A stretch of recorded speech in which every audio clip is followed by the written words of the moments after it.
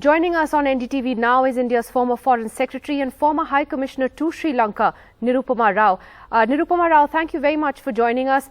How do you read, this crisis in Sri Lanka? Did you ever imagine it would come to this point where the all-powerful Rajapaksas would be in this position?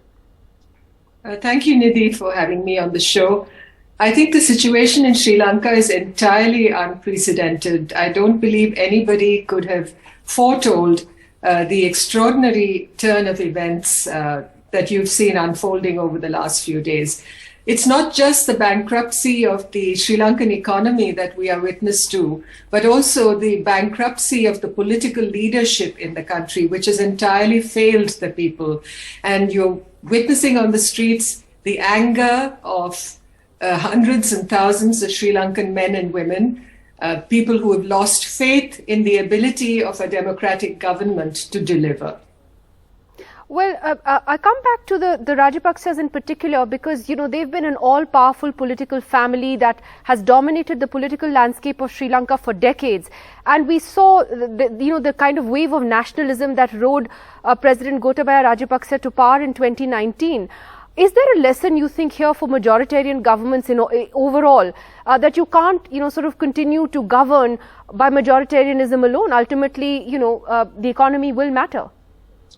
I think majoritarianism has been a curse that has afflicted Sri Lanka for many decades now. You saw it unfolding from the mid-1950s onwards with the implementation of the Sinhala-only policy, the division of ethnicities on the basis of language. So majoritarianism and the belief that the Sinhala race and people of Buddhist faith are destined to lead the country and everybody else should fall behind. That has been the bane of Sri Lanka's political, social and economic life for decades now. So it's not just a question of what Mr. Gotabaya Rajapaksa brought to bear after he became the president and won a landslide victory in the elections of 2019. This has been a problem with Sri Lanka for many decades now. So what are the lessons from that then?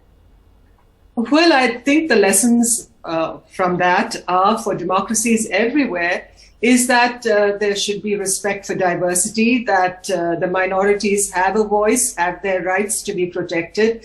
And what happened in Sri Lanka was even after the victory over separatist forces in the civil war ended in 2009, there was ample room, ample space and ample opportunity for the government of the day to provide not just rehabilitation, but reconciliation. And that process never really got underway. The divisions continue and minorities in the country continue to feel marginalized and underprivileged. How do you see India's reaction, India being very cautious, saying that we stand with the people of Sri Lanka as they seek to realize their aspirations? You think, this is an opportunity for India as well as it, lends Sri Lanka a helping hand? Well, Nidhi, I think the situation in Sri Lanka is extremely dire and very, very serious. And India, as Sri Lanka's only neighbor, has obviously to sit up and take note. And I'm sure the policymakers in New Delhi are doing just that.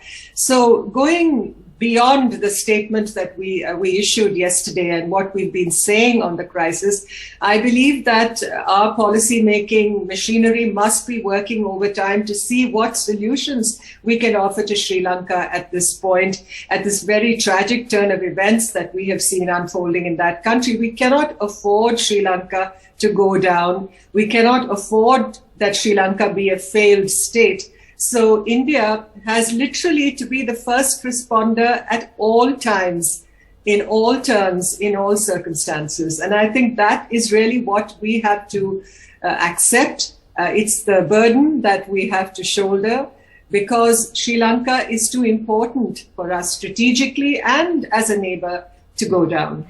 How much of the dependence on China for investment in infrastructure projects, etc., do you think was responsible for this economic crisis the country faces today? There seem to be very different opinions from experts on that.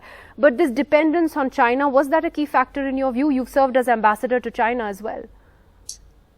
Well, going by the statistics, people say, the economists say that the burden of Chinese debt on Sri Lanka's overall debt is about 10 to 12%.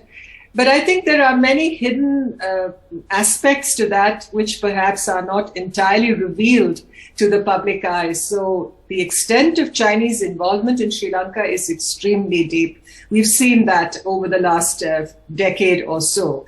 You saw what happened in Hambantota.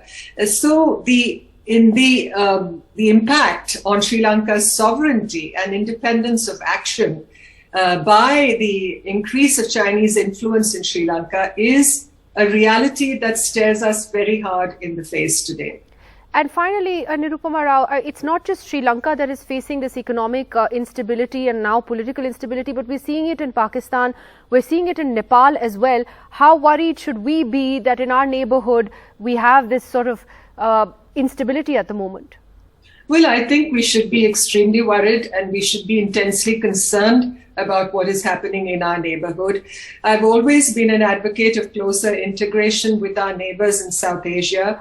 And Pakistan, of course, we have very serious, deep-seated problems in that relationship. So I doubt we can do very much to help Pakistan at all at this stage or in the near and medium term. But when it comes to Nepal and Sri Lanka, I think we should be very, very alert, very, very cognizant of the risks that these countries face. And we should be prepared to unveil and work out a strategy that helps the people of both these countries. And I say particularly in regard to Sri Lanka, because food insecurity is staring at least 20% of the population of Sri Lanka in the face today. And something on the lines of what we do here in this country, employment guarantee scheme on the lines of Manrega, for instance, we should be thinking of doing for Sri Lanka. I know that normally that is not extended to countries beyond our borders, but Sri Lanka is a very special case. All right, Nirupama Rao, thank you very much, ma'am, for your insights on that important story today as we continue to monitor the crisis in Sri Lanka closely. Thank you. Thank you.